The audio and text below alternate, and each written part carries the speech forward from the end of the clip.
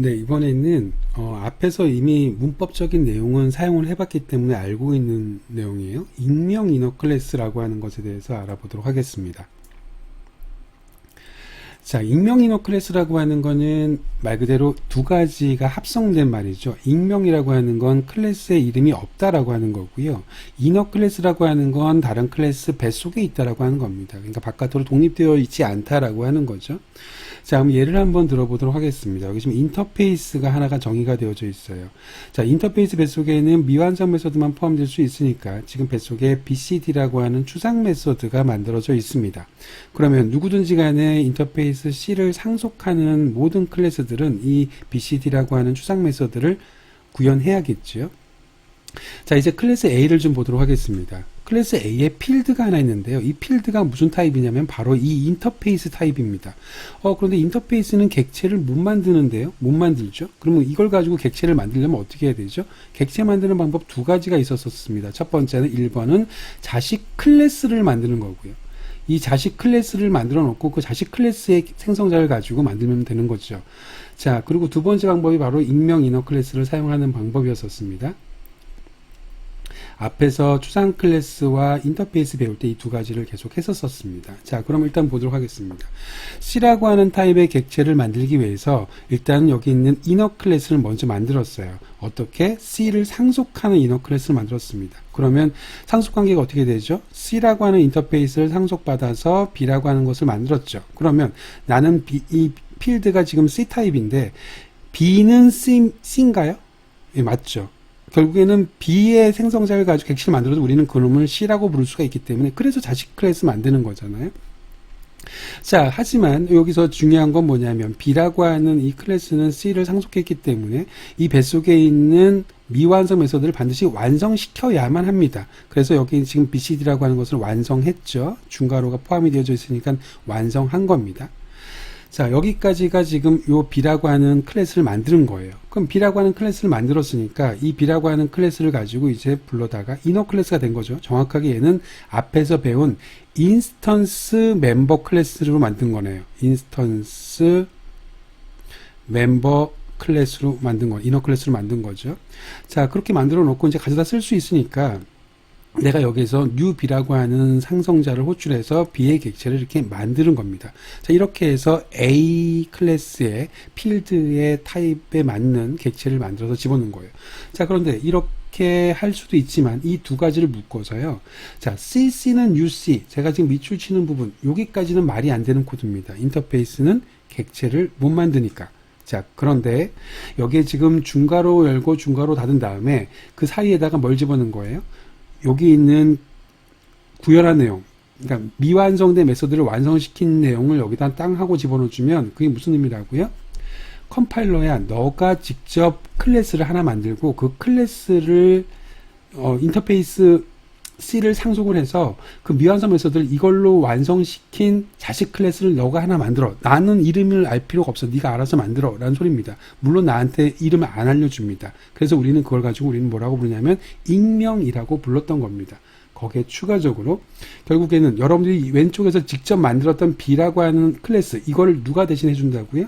컴파일러가 대신 해주는 거라고요. 그 컴파일러가 만든 클래스 이름은 제가 알지는 못하지만 결국에는 컴파일러가 대신 해준단 말이죠. 그럼 이 클래스가 아까 무슨 클래스라고 했었습니까?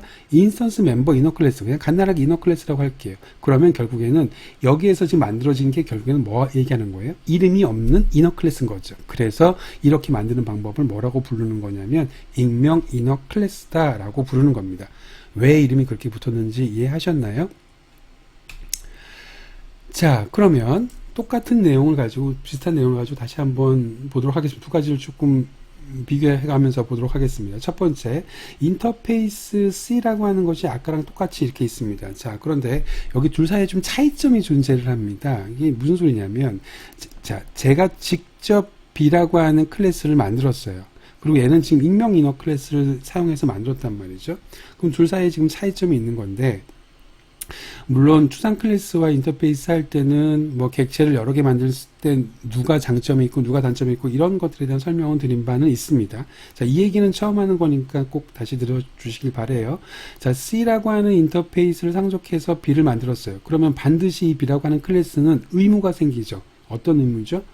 BCD라고 하는 미완성 메서드를 완성시켜야 될 의무가 생긴단 말이죠. 그게 오버라이딩 메서드, 오버라이딩 시켜야 된다라고 하는 거죠. 반드시 오버라이딩을 해야 되는 겁니다. 그런데 이 클래스 C라고 하는 건 말 그대로 그냥 일반 클래스이기 때문에 자기가 필요하다고 한다면 얼마든지 추가 메서드를 또 정의를 할 수도 있죠. 그럼 이 경우에는 B라고 하는 클래스에서 사용할 수 있는 메서드가 몇 개인가요? BCD라고 하는 것과 CD라고 하는 것 두 개를 쓸 수가 있는 거죠. 이해가 가셨죠? 그러면 B로 생성을 한 다음에 B 타입으로 선언을 했습니다. 그럼 여기 뱃속에는 BCD, 자기가 오버라이딩한 BCD도 쓸 수 있을 거고 자기가 추가로 정의한 CD도 쓸 수 있을 겁니다. 이해가 가셨죠? 왜냐하면 나는 지금 B라고 하는 클래스 이름으로 정확하게 선언을 했기 때문에 그렇습니다.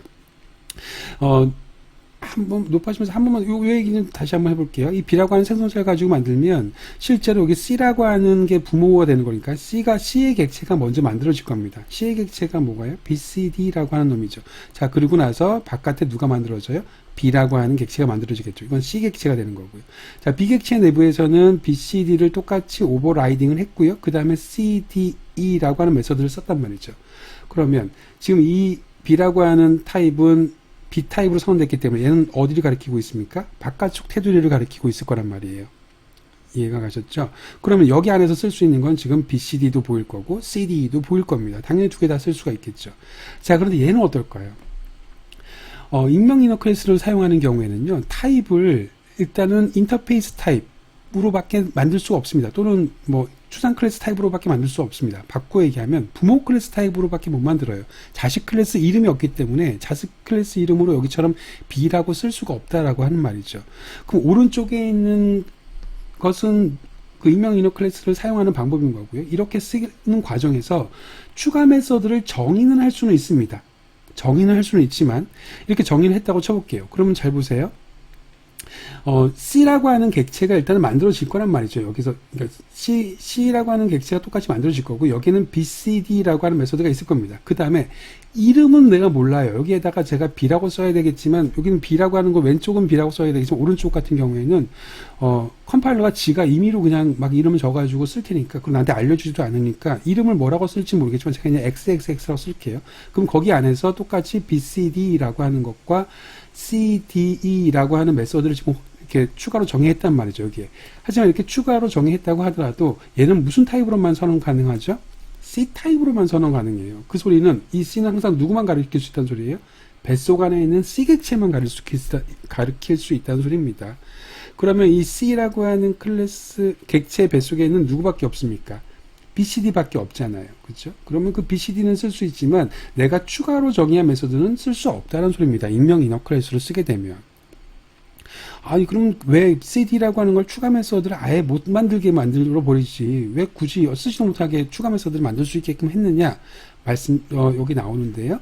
만약에 여러분들이 여기 안에다 써야 될 코드가 엄청나게 많아요. 그러면 여러분들은 BCD는 호출할 수 있으니까 BCD 내부에서는 CD를 호출할 수 있습니다. 자신의 멤버이기 때문에.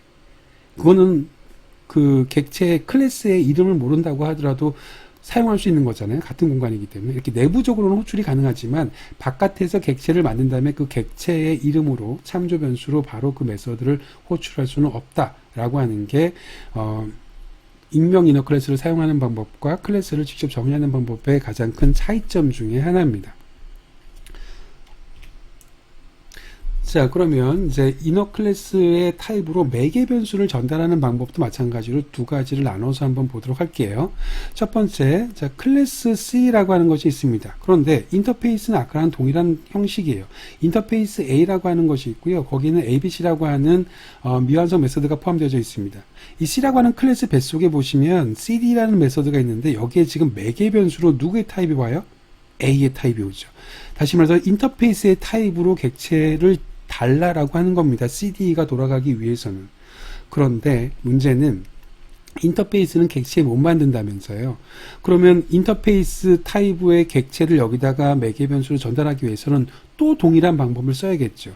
A라고 하는 인터페이스를 상속해서 클래스를 직접 만든 다음에 그 만든 클래스를 가지고 미완성 메소드를 구현한 다음에 이걸 가지고 객체를 만들어서 제공하는 방법이 있을 겁니다.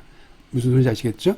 또 하나의 방법은 익명 이너 클래스를 사용하는 방법일 거고요. 자, 그건 조금 이따가 보도록 하고 일단 첫 번째로 이 경우를 한번 보도록 하겠습니다. 자, 다시 지우고요. 자, 그러면 이제 하나하나 살펴보도록 하겠습니다. 자, 여기 A 타입을 객체를 만들기 위해서 이 A를 상속받은 B라고 하는 클래스 타입을 먼저 만들었습니다. 자, 그러고 나서 내가 이제 CD 메소드를 일단 쓰고 싶어요. 그럼 CD 메소드를 쓴다라고 하는 건 여기 앞에 스태틱이 붙지 않았으니까 인스턴스 메소드니까 인스턴스 메소드를 사용하기 위해서 제일 먼저 뭘 해야 돼요? 바깥에 있는 클래스의 객체를 만들어야 되겠죠. 왜냐하면 모든 인스턴스는 객체 뱃속에 있을 테니까. 이렇게 C라고 하는 객체 뱃속에 CD라고 하는 메소드가 있을 테니까요. 자, 그래서 첫 번째로 객체를 먼저 만들었습니다. C라고 하는 객체를.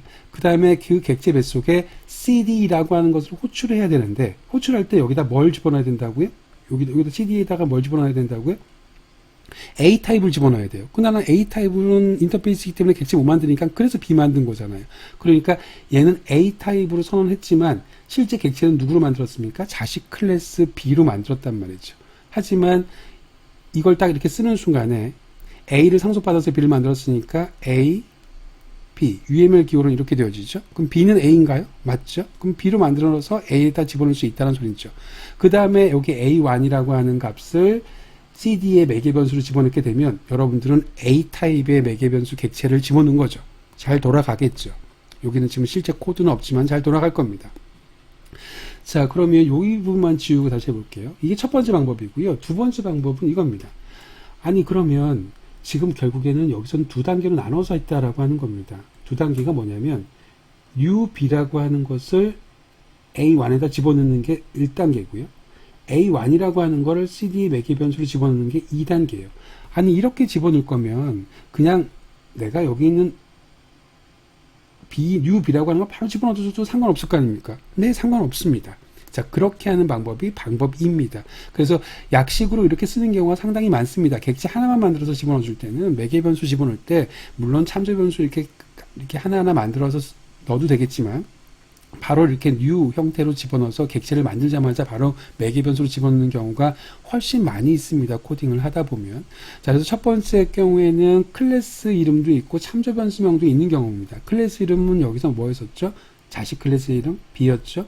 참조 변수명은 뭐였었어요? A1이었었습니다. 자, 그런데 두 번째 방법은 클래스명은 있어요. B라고 하는 클래스죠. 생성자를 그래서 그대로 호출했잖아요. 하지만 참조 변수명은 사용하지 않은 경우입니다. 참조 변수 없이 바로 그냥 new 생성자를 가지고 집어넣은 거죠. 자, 그럼 이번에는 두 번째 방법입니다. 두 번째 방법은 일단은 추가적으로 클래스를 생성하지 않겠다라고 하는 거죠. 내부적으로 익명 이너 클래스를 사용하겠다는 소리입니다. 자, 똑같습니다. 상황은 C라고 하는 클래스가 있는데 메소드가 있어요. CD라는 메소드. 근데 그 CD라는 메소드는 A 타입의 객체를 매개 변수로 받아야 돼요. 근데 A 타입이라고 하는 것은 인터페이스입니다. 객체 못 만들죠.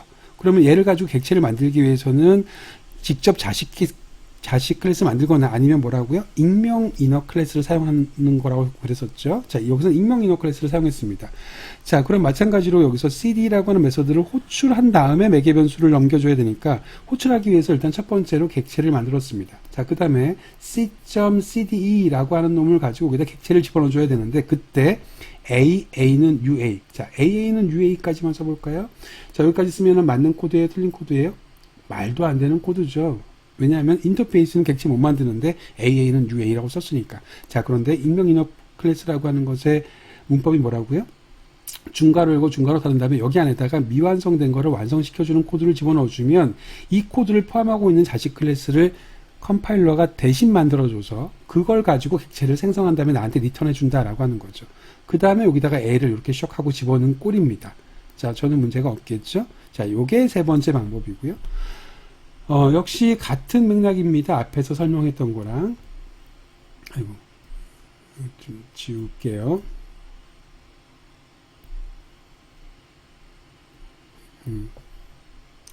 자, 그러면 여기서도 두 단계로 나눠져 있는 거죠. 지금 오른쪽에 있는 거. 오른쪽에 이만큼이죠.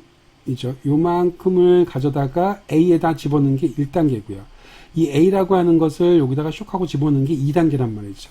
그러면 앞에서 얘기했던 거랑 똑같은 방법으로 굳이 오른쪽에 있는 걸 왼쪽에다 집어넣은 다음에 왼쪽에 걸 집어넣는 거 대신에 오른쪽에 걸 직접 내가 매개 변수에다가 집어넣는 게 편하겠네요. 이걸 이래도 되겠네요. 자, 이게 네 번째입니다.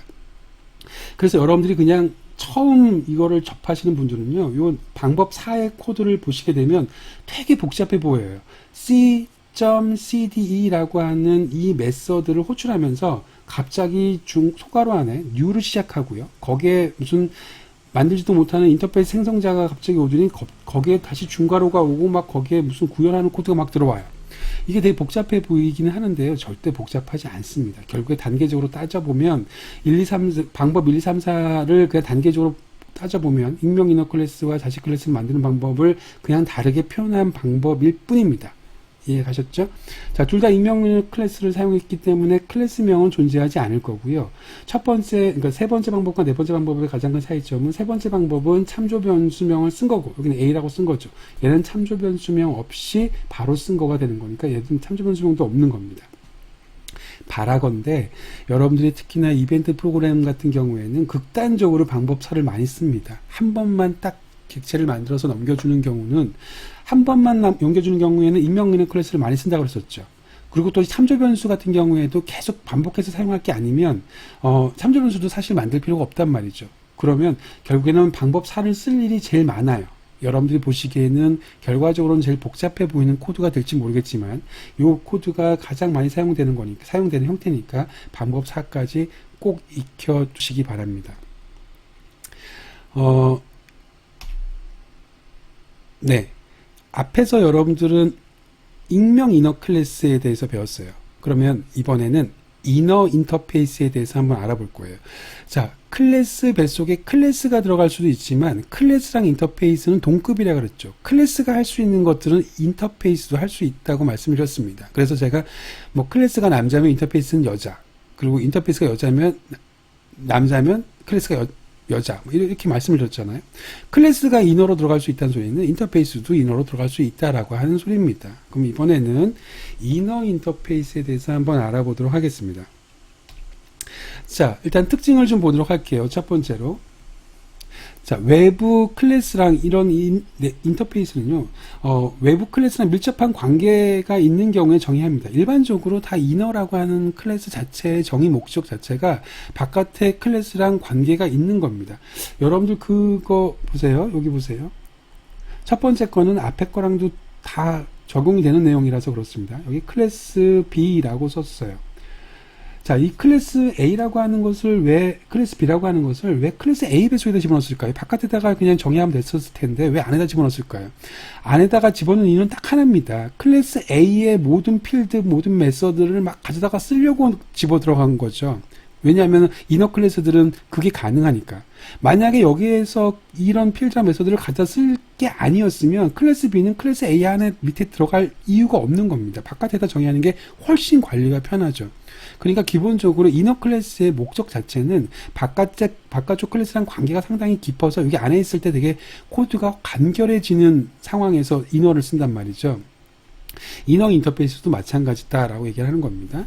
자, 두 번째 특징으로는 UI 인터페이스, 이벤트 처리에서 제일 많이 쓰는 타입이다라고 하는 겁니다. 그래서 절의 제일 마지막에 버튼에 리스너를 등록하는 뭐 그런 예제를 실제로 UI를 흉내낸 것들을 잠깐 예제를 보여드릴 텐데, 기본적으로 UI 이벤트 처리, 모든 뭐 클릭이라든지 터치라든지 키보드 이벤트라든지 이런 것들에 대한 모든 이벤트 처리가 다 이렇게 이너 인터페이스로 정의가 되어져 있습니다.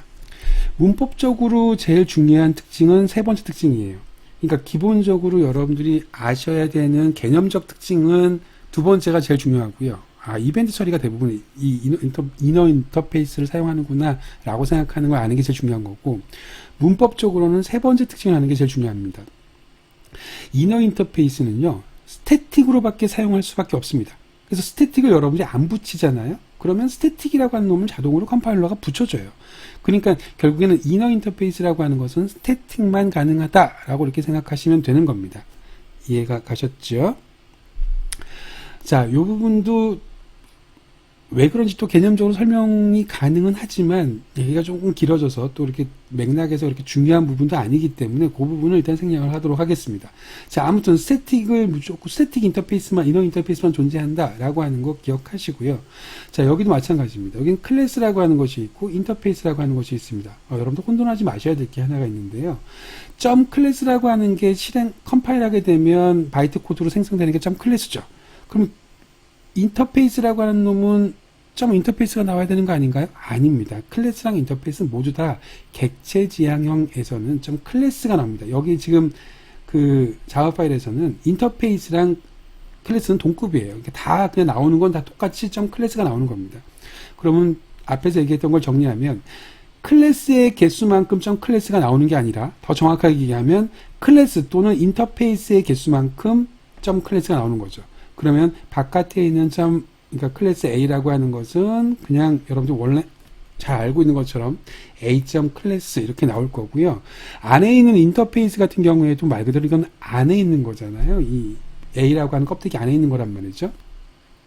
똑같습니다. 그래서 클래스가 있었을 때랑 동일한 방식으로 A B 클래스 이렇게 나오는 겁니다.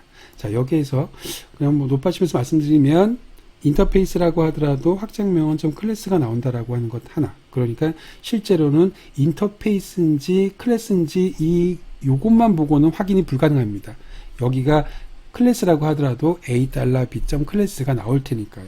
이해가 가셨죠?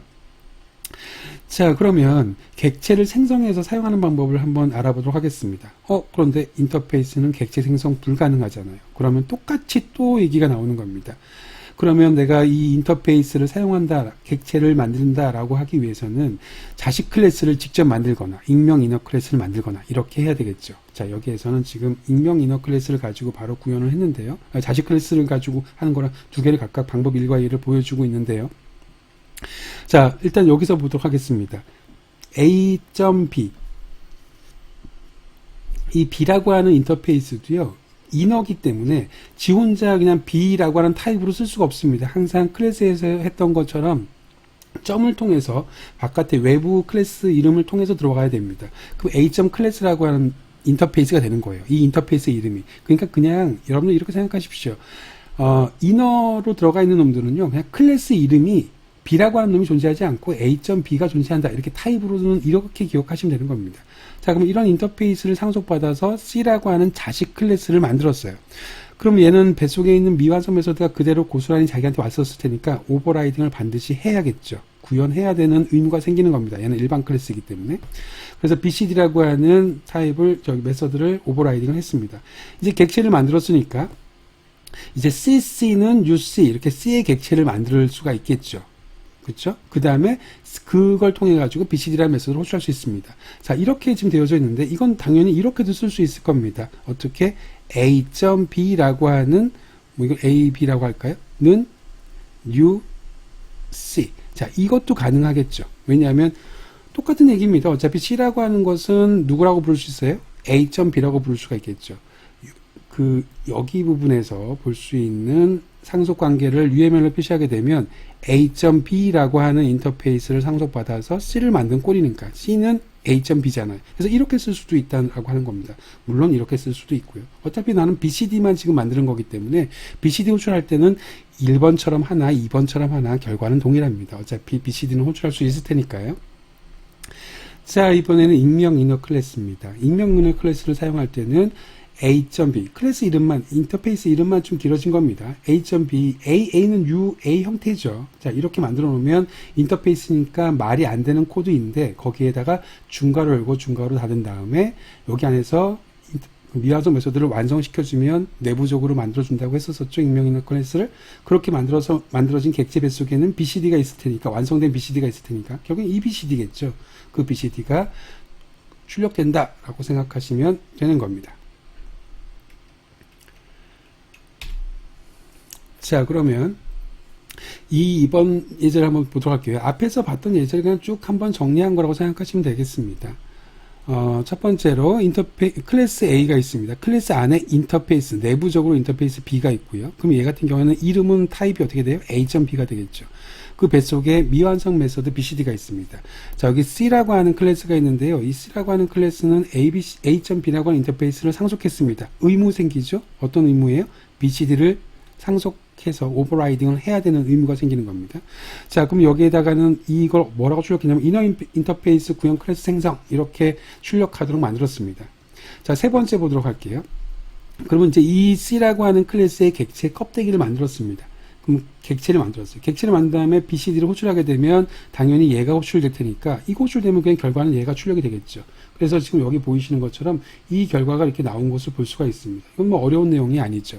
자, 이게 첫 번째 방법이고 자식 클래스를 사용한 방법이고 두 번째 클래스 같은 경우에 두 번째 방법 같은 경우에는 이거 사용하지 않고 C라고 하는 것을 사용하지 않고요. 그냥 익명 이너 클래스로 A.B, B는 new A.B 이런 식으로 인터페이스 갖고 객체 생성하는 것처럼 보이면서 거기에 익명 이너 클래스 방법을 사용해서 BCD를 바로 구현했습니다. 그리고 나서 그 뱃속에 있는 이 뱃속에 있는 BCD를 호출해서 결과를 보인 거죠. 그럼 당연히 얘가 출력이 되겠죠. 그래서 두 번째 결과가 이렇게 나온 걸 볼 수 있습니다.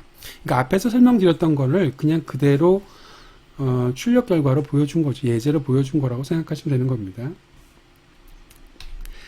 자, 이제 마지막 예제입니다. 요거를 그냥 한 번에 여러분이 확 와닿을 수 있을지 모르겠는데 이게 자바의 이벤트 처리라기보다는 안드로이드 쪽의 이벤트 처리랑 관련이 있는 상당히 유사하게 생긴 걸 흉내를 낸 거예요.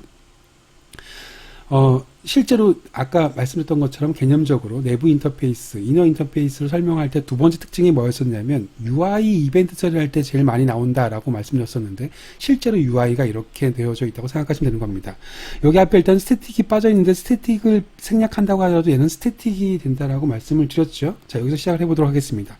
자, 버튼이라고 하는 클래스예요. 실제로 API가 자바 API가 버튼이라고 하는 UI를 제공을 하면서 실제로 이런 식으로 제공을 한단 말이죠.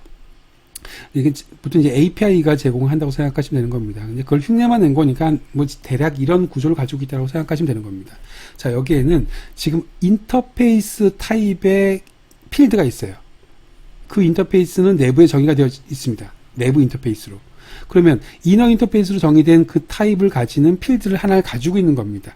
여기 지금 이름을 제가 이제까지는 계속 이름을 A, B, 뭐 AB, ABC 이런 식으로 쓰다가 그냥 제법 흉내를 내려고 이렇게 풀네임을 쓰다 보니까 괜히 헷갈려 보이는데 그냥 A, B 이렇게 생각하셔도 됩니다. 이 인터페이스 온클릭 리스너라고 하는 타입을 가지고 있는 필드를 하나 만들었어요. 자, 그리고 메서드가 하나가 있는데요.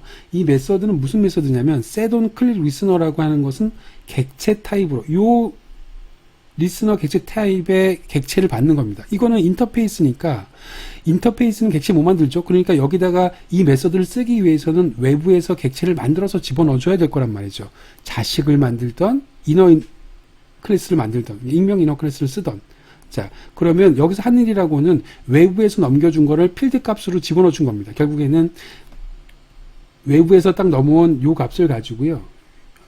자, 외부에서 이 값을 가지고 필드에다가 쾅 하고 집어넣어 준 게 답니다. 그럼 외부에서 객체가 넘어왔을 테니까 여기서는 진짜 완벽하게 이 객체 뱃속에는 당연히 누가 있을까요?